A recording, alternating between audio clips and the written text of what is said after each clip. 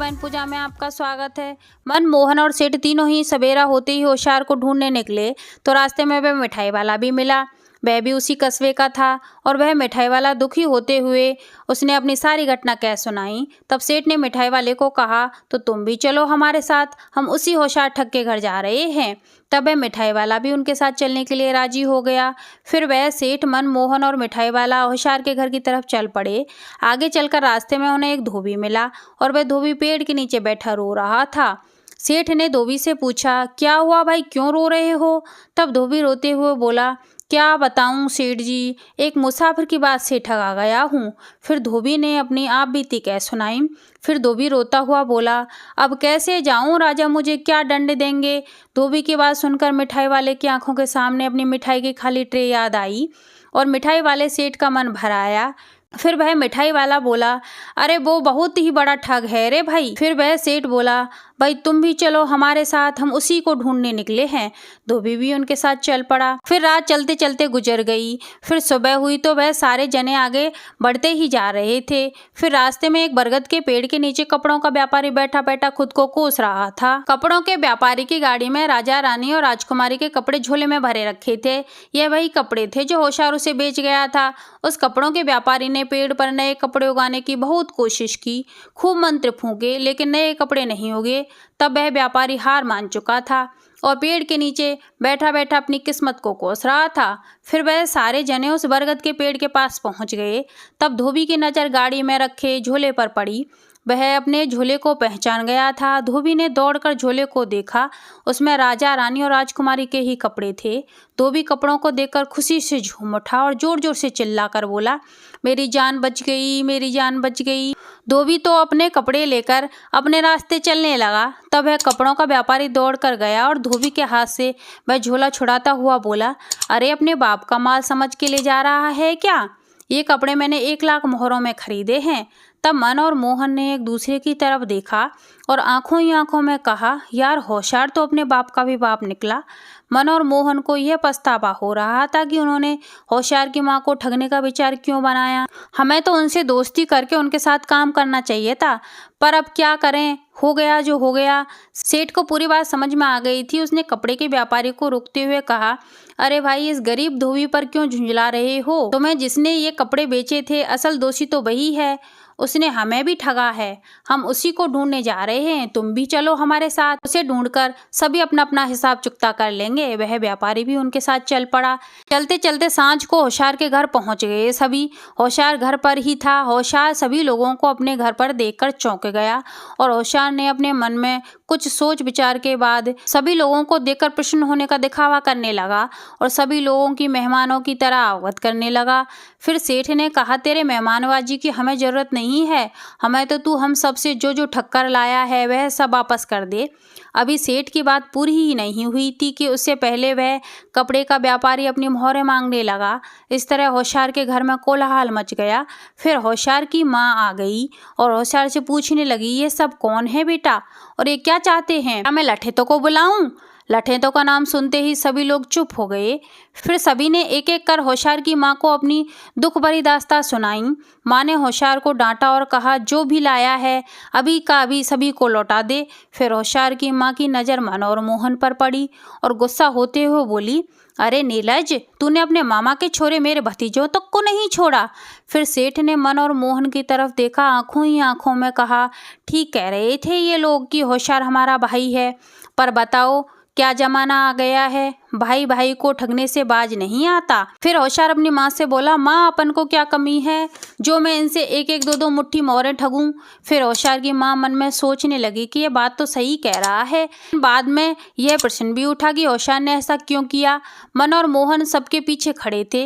वे होशियार और उसकी माँ के सामने आने से बच रहे थे, लेकिन होशियार उन्हें अपनी तरफ बुलाता हुआ बोला, देख माँ, तू इन मन और मोहन को अपने भतीजे मानती है ना, पर ऐसा नहीं है। फिर होशियार की माँ गुस्से में बुदबुदाती हुई बोली, अब तू मेरे भतीजों को ही मेरे भतीजे नहीं मान रहा है, तुझे हो क्या गया है? फिर होशियार बोला, अरे माँ, दरअसल दोनों तेरे भाई के बेटे बनकर तुझे ठगने आए थे। तुझे बुआ कहकर तेरा भरोसा जीता तूने इनको अपने भतीजे मान लिया। और हाँ माँ, तेरे कहने पर मैंने भी इनकी सेवा की, लेकिन इन्होंने तेरा वह सोने का लोटा छुपाकर कहा कि वह कुएं में गिर गया। वह लोटा कुएं में नहीं गिरा था, इन्होंने गड्ढा खोदकर वहीं जमीन में छुपा दिया था। देख, मैं अभी निकाल कर लाया हूँ। अगर मेरे पर विश्वास नहीं है ना तुझे, देख वह सोने का लोटा घर में ही रखा है। फिर होशियार बोला, और हाँ माँ, तू तो इनके साथ जाने को भी राजी हो गई थी। माँ, तू अगर इनके साथ चली जाती तो ये तुझे मार मूर कर जाने कहाँ फेंकते और तेरे सारे जेवर लेकर भाग जाते। पर मैंने इनकी सारी हरकतें देख ली थी, इसीलिए तुझे मैंने मना कर दिया था और मैं इनके साथ चला गया। होशियार की बात सुनकर मन और मोहन को अपने किए पर पछतावा तो हो रहा था। होशियार की माँ भी आश्चर्यचकित थी कि वह कैसी भूल कर रही थी, लेकिन होशियार ने उसकी आंखें खोल दी। होशियार की बातों का सेठ और व्यापारियों पर भी गजब का प्रभाव पड़ा। वह सभी मन और मोहन की तरफ बहुत हीन भाव से देखने लगे। फिर होशियार बोला, माँ, ये व्यापारी और ये सेठ सब के सब बहुत बड़े क्रूर ठग हैं। ये गांव के भोले भाले गरीबों को ठगते चले आए हैं। इनके मन में कोई दया भाव नहीं है। एक आना की चीज की 10 मोहरें लेते हैं, गरीब का गला काटते हैं, उसे रोज रोज ठगते हैं। कभी तो राजाओं मंत्रियों के साथ साठ गांठ करके गाँव के गाँव और देश के देश ठग लेते हैं। लोगों को इतनी मधुर वाणी से ठगते हैं कि उन्हें ठगने का एहसास भी नहीं होता। अब व्यापारियों के चेहरे के भाव बदलने लगे।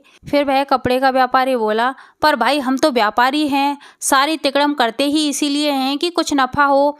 अगर नफा ही नहीं हो तो व्यापार ही क्यों करें। रोशन ने कहा, आप ठीक कह रहे हैं, पर नफे मुनाफे की भी तो कोई सीमा होती होगी। फिर सभी व्यापारी एक साथ बोले, भाई होशियार, तू हमें हमारी मोहरें दे, हमें जाना भी है। फिर होशियार की माँ बड़े अधिकार और स्नेह से बोली, नहीं नहीं, इतनी देर रात आप सभी मोहरें लेकर कहाँ जाएंगे, ये घर आपका ही है और इस समय आप सभी हमारे मेहमान हो। इस समय मैं आपको कहीं नहीं जाने दूंगी और सुबह होते ही आप सभी अपनी अपनी मोहरें लेकर चले जाना। फिर होशियार सोच रहा था कि ऐसा क्या किया जाए कि इन व्यापारियों की मोहरें भी नहीं देनी पड़े और ये सभी व्यापारी यहाँ से खुद ही भाग जाएं। फिर होशियार के मन में ख्याल आया और वह चुपचाप पीछे के दरवाजे से बाहर निकल गया और तेज तेज कदम रखकर गांव के चौकीदार के घर पर पहुंच गया। होशियार ने चौकीदार को जगाया। चौकीदार होशियार को देखकर चौंक उठा और फिर होशियार से पूछा, क्या बात है भैया। होशियार ने दुखी होकर चौकीदार से कहा, अरे भाई, क्या बताऊं, मेरे घर में कुछ ठग घुस आए हैं। फिर होशियार बोला, चौकीदार भैया, आपकी थोड़ी मदद की ज़रूरत है। आप ये 50 मोहरें रख लें और मेरे घर के आंगन की तरफ के दरवाजे पर 3 बार ठक ठक ठोकने के बाद जोर से कहना। चौकीदार ने पूछा, क्या। होशियार ने चौकीदार के कान में कुछ कहा और वापस अपने घर की तरफ चल पड़ा और होशियार अपने घर पर पहुंच गया। तभी बाहर से आवाज आई, जागते रहो, होशियार रहो। फिर सभी व्यापारी चौंक कर दरवाजे की तरफ देखने लगे।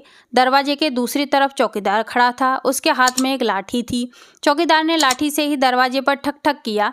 चौकीदार जानता तो था ही कि क्या कहना है। वह ऊंची आवाज में बोला, गांव में किसी के यहाँ कुछ राज्यद्रोही छुपे हुए हैं। आज रात गांव में राजा के सिपाही आ रहे हैं, हर घर की तलाशी होगी। जब तक तलाशी न हो जाए कोई भी सोएगा नहीं और हाँ, पकड़े जाने पर राजद्रोहियों को और पनाह देने वाले को तुरंत मृत्युदंड दिया जाएगा और जो राजद्रोहियों की खबर देगा या उन्हें पकड़वाएगा उसे राज्य की ओर से मुंह मांगा इनाम दिया जाएगा। उन्होंने जैसे ही चौकीदार की डोनी सुनी, उनके तो होश उड़ गए। एक पसीना पोंछता हुआ बोला, भैया होशियार का क्या भरोसा, इनाम के लालच में गुपचुप रूप से खबर देकर आ जाएगा। फिर दूसरा बोला, हाँ भाइयों, होशियार पर बिल्कुल भरोसा नहीं किया जा सकता, वह बड़ा ही शातिर है। मैं तो कहता हूँ चंद मोहरों का क्या मांझना, जान है तो जहान है। फिर तीसरा बोला, क्या चुपचाप खिसक लें अपन। फिर सेठ ने कहा, अभी तो चुपचाप निकल चलते हैं, सुबह वापस आकर अपनी मोहरें ले चलेंगे। फिर वह सभी लोग वहां से चले गए। फिर दूसरे दिन सुबह सभी लोग इकट्ठा होकर होशियार के घर पहुंच गए। होशियार के घर पर देखा तो होशियार का घर खाली था। सभी लोग सोच में पड़ गए कि होशियार कहाँ चला गया।